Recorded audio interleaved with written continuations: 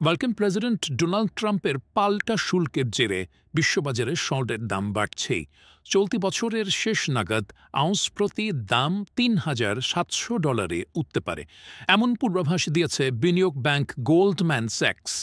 এর আগে সংস্থাটির পূর্বাভাস ছিল আউন্স প্রতি $৩,৩০০। এখন বলছে দাম আউন্স প্রতি $৩,৬৫০ থেকে $৩,৯৫০ মধ্যে ঘোরাফেরা করতে পারে।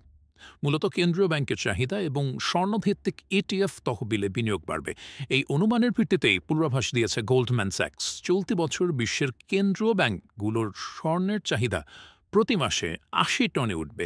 আগের বছর যা ছিল ৭০ টন। স্বর্ণের ব্যবহার শুধু গয়নার মধ্যে সীমাবদ্ধ নয়, কেন্দ্রীয় ব্যাংকগুলোর স্বর্ণের রিজার্ভ আবারও বাড়ছে।